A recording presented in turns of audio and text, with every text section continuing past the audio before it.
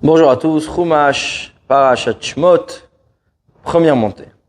Veille les Shmot Abni Israël Abaï Mitzrayim, voici le nom d'Ibn Israël qui arrive en Égypte, et Yaakov, Yishuv et Tobaou. Yaakov, un homme et sa famille, c'est-à-dire chacun avec sa famille, Baou ils sont venus. Rashi, Veille les Shmot Bni Israël, voici les noms d'Ibn Israël, Afapli Shemnan Bechayem, même s'il les a comptés de leur vivant, Bishmotam avec leur nom, Chazarumnam Bemitatam, il les recompte à nouveau après leur décès. L'odiach ibatam, pour faire savoir leur amour, shinim shilu le kochavim, ils sont comparés aux étoiles, shimotianu machnisan de misvar vishmotam, qui fait sortir, qui les fait entrer par nombre et par leur nom, shenamar, comme les dit, amotzi bemispar svam, qu'il fait sortir leur légion céleste, beshkulam tous, beshem ikra, il les appelle tous par leur nom. C'est-à-dire, c'est comme ces étoiles qui brillent, que Dieu les fait sortir et les fait entrer.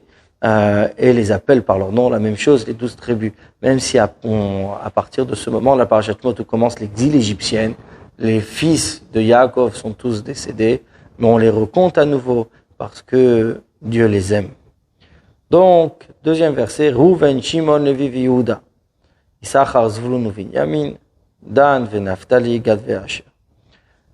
Pasuke, Vayhi, Kol Nefesh, et ce fut tout amiot, c'est Yerech Yaakov, qui sortait de la lignée de Yaakov, Shivim Nafesh, 70 âmes, et Yosef Aya B'Mitzrayim, et Yosef était lui en Égypte.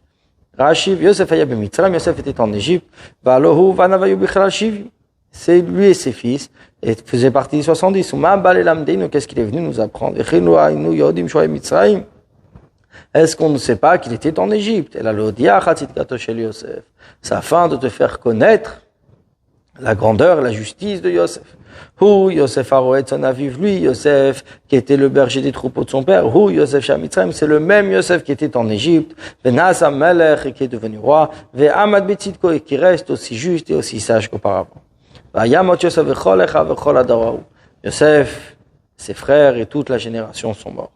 Ovnei Israël et les Bnei Israël, Parou, sont fructifiés. Va'yishritzu, sont augmentés. Va'yirbu, et donc, ils sont encore plus nombreux.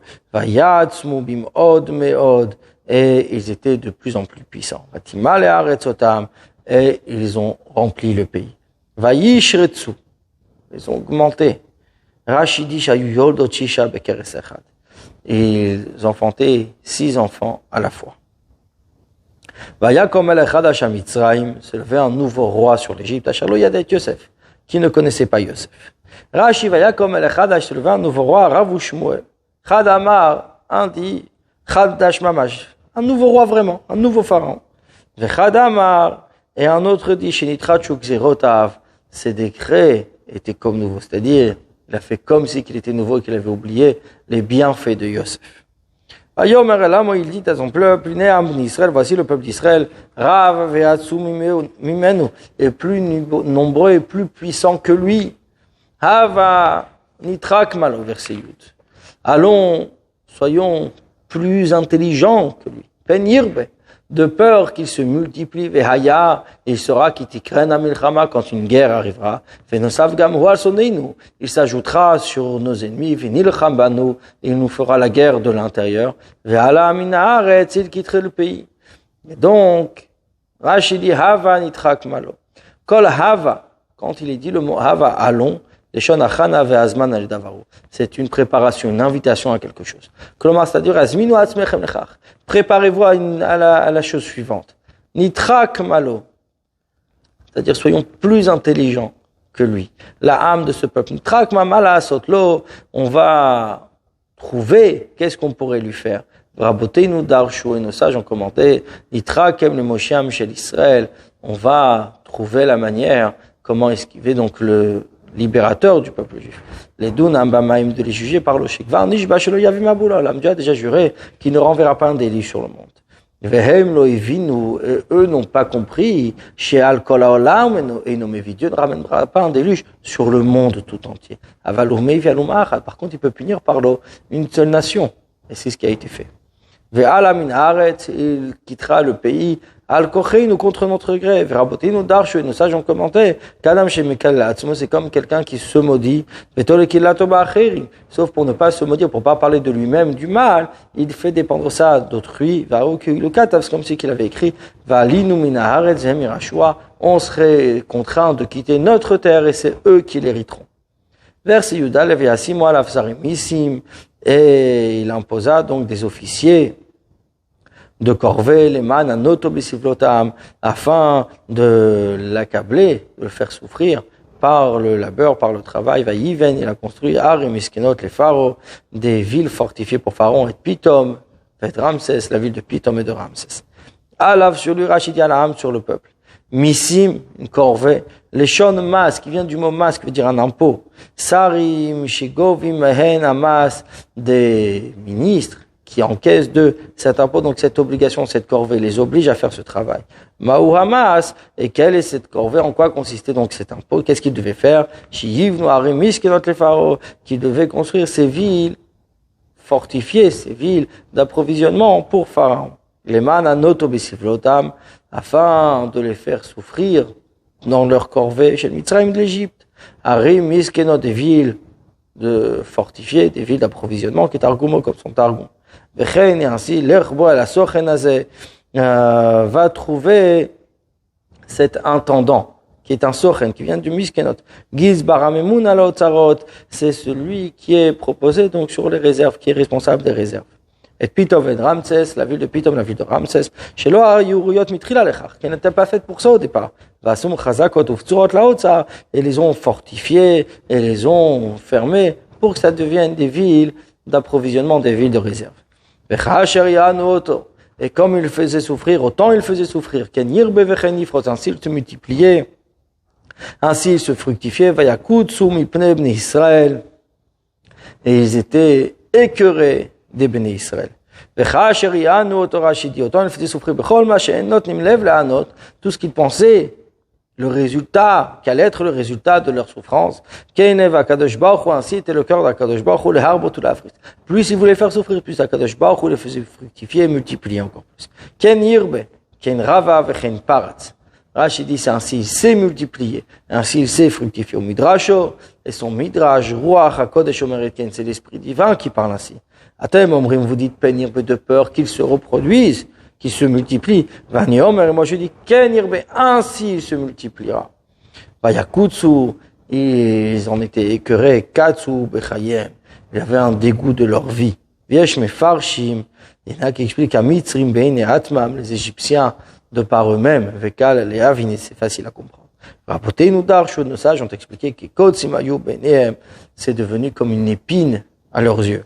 Ils ont asservi les Égyptiens, les Béné Israël, avec dureté. C'est des travaux durs,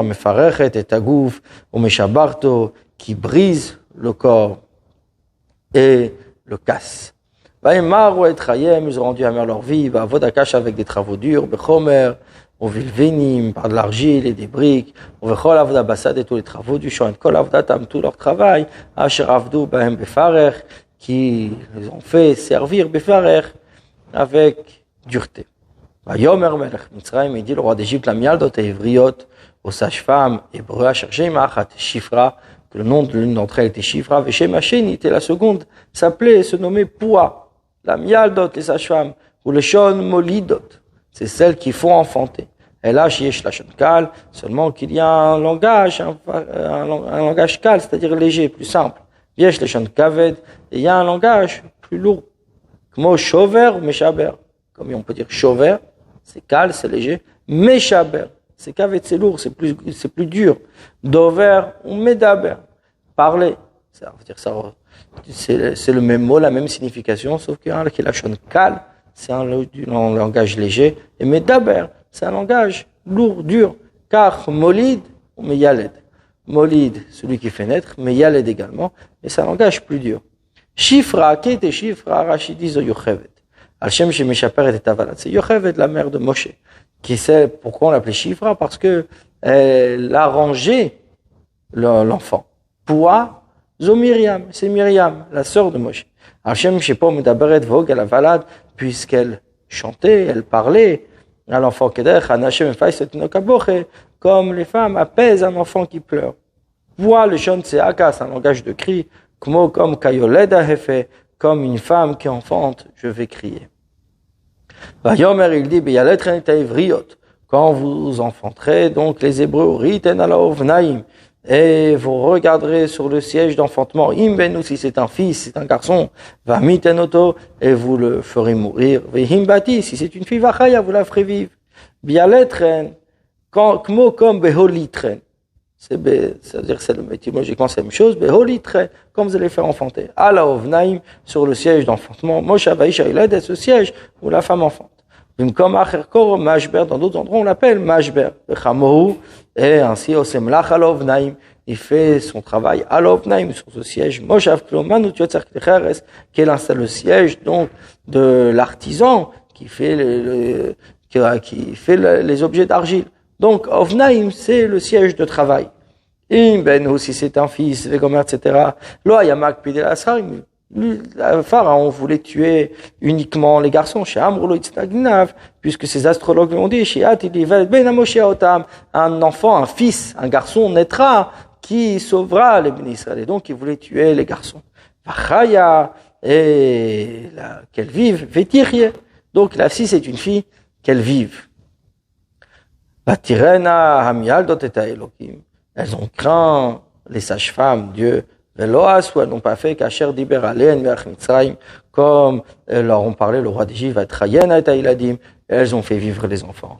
Vatrayena et Ailadim, Rachid, elles ont fait vivre les garçons, Besab kol lahem ma'im, elles ont leur donné à manger, à boire, Targum Arishon, la première traduction, Vekayama, et Vekayama qui veut dire, elles ont fait exister, elles ont fait vivre. Ve'asheni, deuxième traduction, c'est Vekayam Tun, c'est-à-dire au pluriel, les fiches et les chons nivrilin kevadrabot. C'est-à-dire plusieurs enfants. Teivazo vekayot seba. Ce mot-là, et ainsi de suite. Mishamel shel palu, le shon pe'altem. C'est le langage de palu, ils ont fait, et vous allez faire.